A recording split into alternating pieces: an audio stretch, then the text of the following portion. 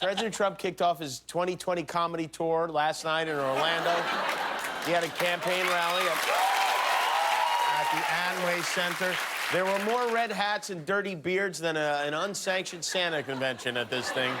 The stadium crowd had a capacity of 20,000, or as Trump calls it, 1 million.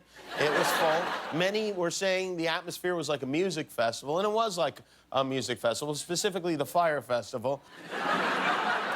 Elvis put on quite a show. Trump was on fire, or at least his pants were. He jumped around from lie to lie, from hot topic to hot topic, like Joy Behar on Adderall. And make no mistake, this president is a man with a lot of plans. We will push onward with new medical frontiers. We will come up with the cures to many, many problems, to many, many diseases, including cancer and others. And we're getting closer all the time. We will eradicate AIDS in America once and for all, and we're very close. We will lay the foundation for landing American astronauts on the surface of Mars. That's right. This is quite an agenda. He's planning to cure cancer, and I think he said something about sending AIDS to the moon or Mars or something, right? But this would be a lot of scientific progress from a guy who stared directly into a solar eclipse, but it is true that he's close to eradicating AIDS in America. He's already eradicated all the AIDS he hired to work for him at the White House, and that's a start. He's going to cure cancer. Why even bother curing cancer? Why not just deny that cancer exists like you do everything else? Trump also unveiled a new campaign slogan. After 2.5 years, only the best people put their heads together, and this is what they came up with. You ready? Keep America great.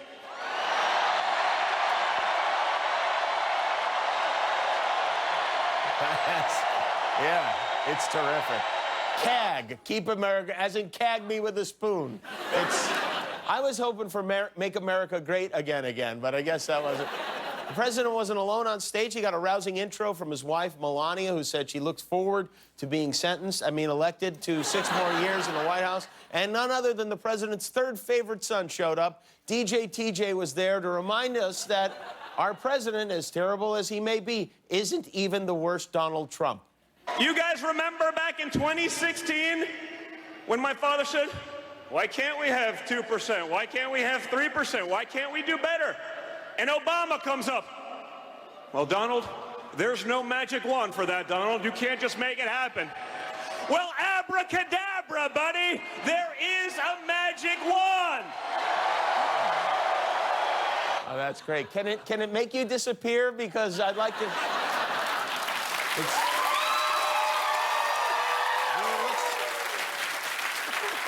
He is going to make quite a powerful speaker when his voice finally drops.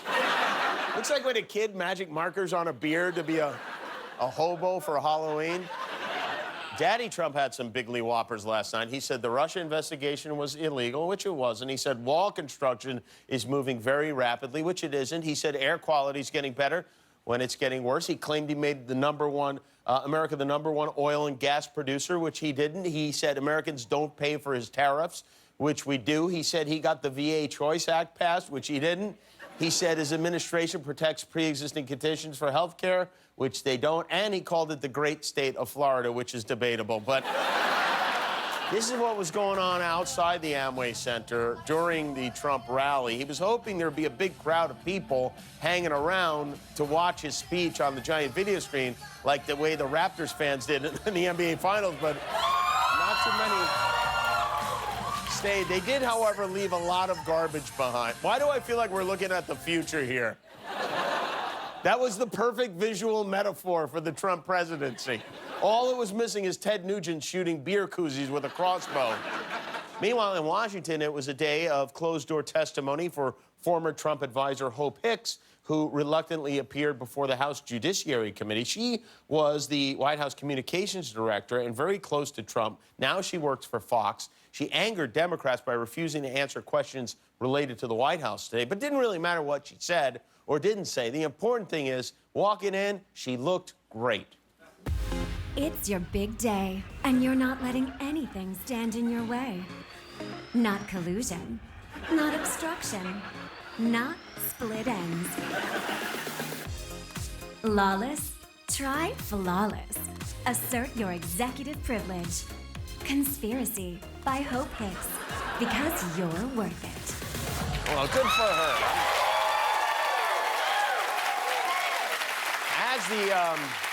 As the hearings related to the Russia investigation and obstruction ramp up, Republicans in the House have come up with a list of words they don't want Democrats to use when describing the president. For real. Republicans sent this list of no-no words to the chairman of the House Judiciary Committee. These are words they say violate long-standing congressional rules. Words like crook, con man, corruption, demagogue, draft dodger, misogynist, racist, sexual. Basically, they don't want him to call him anything he is. So, which is very unusual, and I wanted to learn more about this. So we reached out to the ranking Republican on the committee, and he joins us tonight. Please welcome him now, Representative Bill Frederick of Missouri. Representative Frederick, thank you for joining us. We appreciate your time. Hi, Jim. Hold on a second, please. Dimwit, ding-dong, dingleberry, dipstick, doucheburger, draft dodger. Here we go. Dumbass. Oh, wait.